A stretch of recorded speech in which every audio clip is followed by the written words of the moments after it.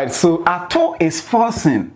Ato Forson abekasa. Osisi siya de 2,500 and omo betimi de ma akuafo na dwa. But then Ato Forson say ma omo bumfu.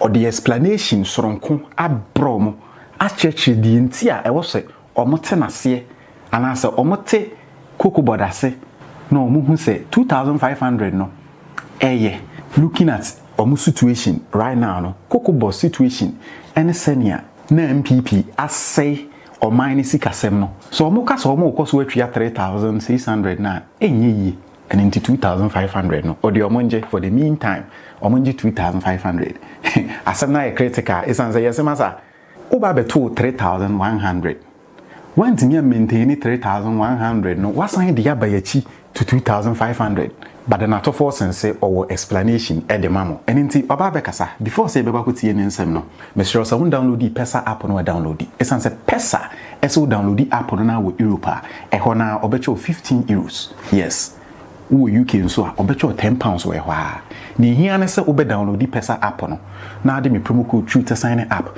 now the app na make you first transaction 50 euros or more and as 50 pounds or more so yes sir now we Europe and as any other European country obema 15 euros free we yes sir now we UK obecho 10 pounds free kai say Pesa app no wo de send this car some few minutes time na nipa na wo send this car no then saka. You recall that on Wednesday 11th of February 2026, Cabinet convened an emergency session to deliberate over development in the cocoa sector. The session considered historical and systemic problems confronting the sector and took key decisions. The meeting noted the following development in the cocoa sector. First, the 2025-2026 cocoa season began in August 2025 with a producer price of 51,660 Ghana cedis per ton, calculated at 70% of the gross FOB of 7,200 United States dollars per ton, using an exchange rate at the time of 10.25 to the US dollar. On the 1st of October 2025, Côte d'Ivoire announced a new producer price, 20% above that of Ghana. In fact, this decision by the Ivorians, coupled with movement in the exchange rate, resulted in a significant difference in the producer price of cocoa between that of Ghana and Ivory Coast. The price difference had the potential to trigger significant smuggling of Ghana's cocoa to Côte d'Ivoire. As a result, the Producer Price Review Committee on Cocoa adjusted the producer price to 58,000 Ghana cedis per ton to reflect an exchange rate of 11.5 cedi to $1 US. The decision by the PPLC to increase the producer price of cocoa made Ghana's farm gate price competitive and stemmed the potential smuggling of our cocoa beans. From October 2025, unfortunately, the world market price of cocoa started dropping. While the price was declining, Cocoa Board continued to sell the beans until the price fell below $6,400 per metric ton, which is the cost of cocoa from the farm gate to the port. The causes of the situation and the way forward will be my next thing to address. The current situation is largely driven by the unwillingness of buyers to purchase Ghana's cocoa because it has become uncompetitive and very expensive. Cocoa from other producing countries is now selling at a price significantly lower than that of Ghana's producer price. Meanwhile, Cocoa Board did not have the liquidity to purchase cocoa from farmers and stock for hedging or other trading decisions. This was due to the financing model invented in the year 2024-2025, when the syndicated loan failed. Under that model, the buyers financed the purchase. By 2022, Cocoa Board finances had deteriorated badly. It defaulted and restructured the cocoa bills in the year 2023. For the first time in the history of the cocoa industry, in 2023, the annual syndicated suffered significant delays due to the loss of confidence in the Ghanaian economy and the sector. The first tranche was received on 22nd December 2023, 4 months after the commencement of the season. Cocoa Board projected an output of 800,000 tons and committed 786,672 tons in contracts in 2023 and 2024 crop season. However, actual production was 432,145 tons, a deviation of over 45% from the projected output. Variation in crop forecasts typically vary between 5 to 15%. Hence, a deviation of 45% was unprecedented and unacceptable. This resulted in a huge rollover contract of about 333,767 tons at an average price of $2,661 per ton. This resulted in a loss of over $1 billion United States dollars, which would have gone to the cocoa farmer or other stakeholders. In 2024, Cocoa Board could not pay the final tranche of the syndicated loan, which was due in July 2024, and received a 70 million United States dollar bridge finance from the Ministry of Finance to avert a default. Despite a commitment to repay the 70 million bridge finance owed to the Ministry of Finance, Cocoa Board defaulted, highlighting the dire financial strait of the organization at the time. This debt has since been inherited by the current administration and the current management of the Ghana Cocoa Board. Now I will take you to the proposed reforms. A careful, and I won't say proposed reforms, these are reforms that are going to implement immediately. A careful review of the cocoa sector over the last 8 years revealed gross mismanagement, which requires immediate and comprehensive reforms to address the challenges in the sector. Cabinet has therefore decided on the following reforms to guarantee a fair price to the cocoa farmer, secure the financial viability of the cocoa sector, and ensure the long-term sustainability of the cocoa industry. To bring relief to unpaid cocoa farmers, Cabinet has accordingly directed the Ghana Cocoa Board to commence immediate repayment of all affected cocoa farmers. 2, a new Cocoa Board bill will be presented to Parliament to implement an automatic adjustment of producer price to align with movement in the world market price, exchange rate, and other key variables, and guarantees a minimum of 70% of gross FOB price to be paid to the cocoa farmer. A new financing model for cocoa purchases and related operations with associated benefit for increased processing will be introduced effective 2026-2027 crop season.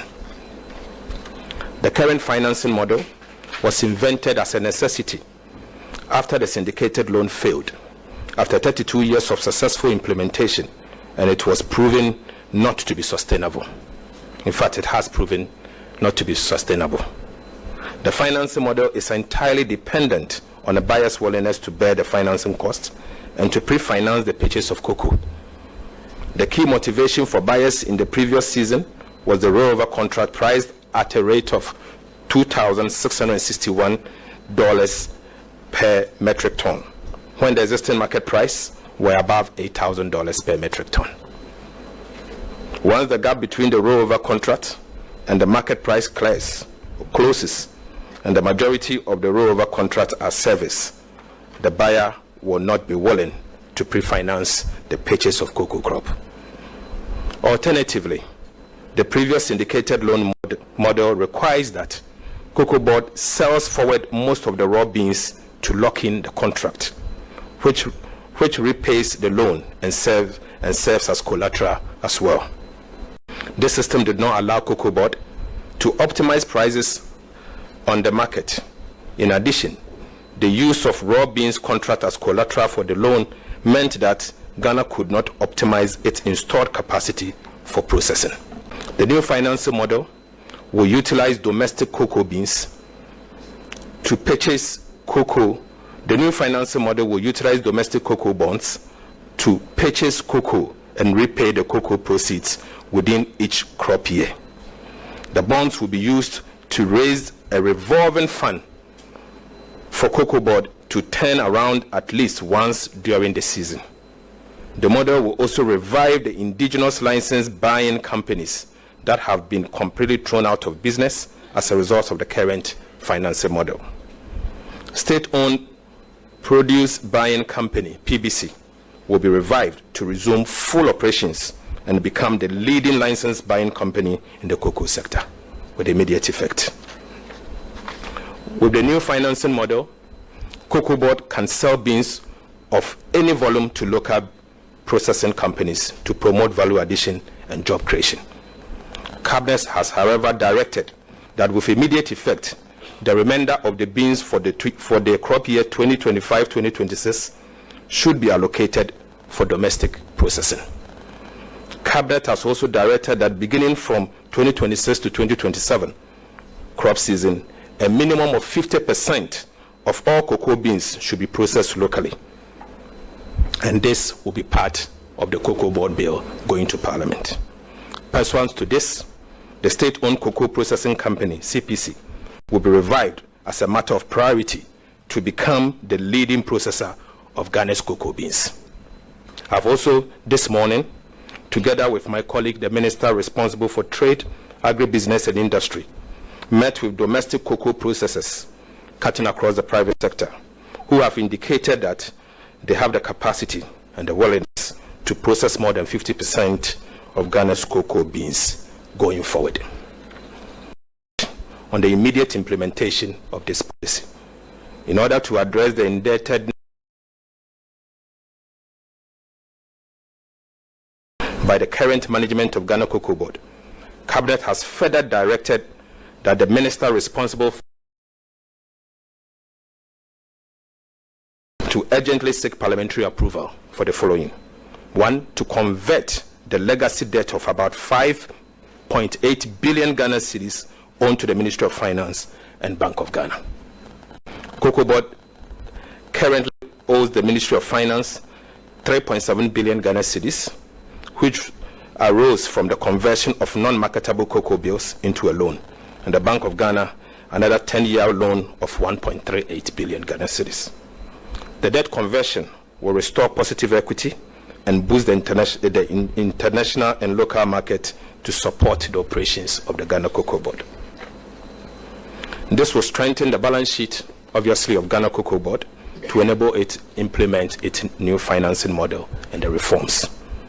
Cabinet has also directed that with immediate effect, there should be a transfer of road liabilities worth 4.35 billion Ghana cedis to the Ministry of Roads and Highways and the Ministry of Finance. From 2014 to 2024, Cocoa Board owed cocoa contractors. From 2014 to 2024, Cocoa Board awarded cocoa contracts of up to 26.5 billion Ghana cedis, with 21.5 billion Ghana cedis of contracts awarded between 2018 and 2021. Despite an agreement under the IMF program in 2023 to rationalize Cocoa Board's commitment of 21.7 billion Ghana cedis to 6.9 billion, the previous board and management of Cocoa Board failed to conduct this exercise. The exercise has subsequently been completed under the supervision of the Ministry of Finance and the Minister responsible for roads. The Minister of Roads and Cocoa Board jointly conducted this rationalization exercise to reduce the exposure on cocoa roads. Upon the completion of the exercise, the total exposure of 21.7 billion Ghana cedis has since been reduced to 4.35 billion Ghana cedis. Cabinet has directed that the liabilities of the 4.35 billion be transferred to the Ministry of Roads and Ministry of Finance for payment. Cabinet noted that road construction accounts to a significant part of the financial difficulties of Cocoa Board. And this is important, let me stress. Cabinet also noted that road construction accounts for a significant part of the financial difficulties that Cocoa Board is facing at the moment. Pursuant to the earlier announcement that I made in the course of last year, the new Cocoa Bill that is going to Parliament will now prohibit Cocoa Board from such quasi-fiscal expenditures and other non-core expenditures going forward, and it will come with punishment if they ever do so. An announcement as you recall, that I made an announcement in the 2026 budget that government of Ghana has secured a $500 million US World Bank facility to construct agricultural roads, including cocoa roads. This particular intervention will take over the construction of cocoa roads going forward. To ensure accountability and transparency in the management of Cocoa Board and the cocoa sector as a whole, Cabinet also directed the Attorney General to commission concurrent forensic audit and criminal investigation into the activities of Cocoa Board over the last 8 years. And I repeat, Cabinet also directed the Office of the Attorney General to commission concurrent forensic audit and criminal investigation into the activities of Cocoa Board over the last 8 years. Cabinet has directed the Ministry of Finance to initiate also immediate reforms at Cocoa Board to streamline their operations and cut costs. Wasteful and uncontrolled expenditure practices are to be curtailed immediately. The world market price has dropped significantly from the average of 7,200 tons to 4,100 per ton, making Ghana's cocoa beans uncompetitive and creating liquidity challenges. To address this, the Producer Price Review Committee, PPRC, met this afternoon under my chairmanship to assess the challenges facing the sector and review the producer price for the remainder of the 2025-2026 crop year. In order to cushion the farmer, the PPRC has recommended that the farmer be paid 90% of the achieved gross FOB of $4,200 US per ton, to mitigate the adverse impact on the farmer as a result of the fall in the world market price. As a result of that, the PPRC thereby announces that effective today, Thursday, 12 February 2026, the new producer price for the remainder of the 2025-2026 crop season will now be 41,392 Ghana cedis per ton and 2,587 Ghana cedis per bag.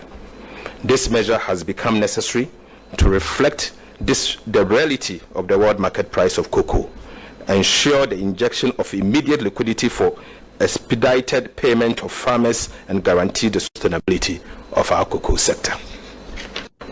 In conclusion, government wishes to convey its sincere appreciation to the Ghanaian cocoa farmer and all stakeholders for their forbearance and sacrifice over the years.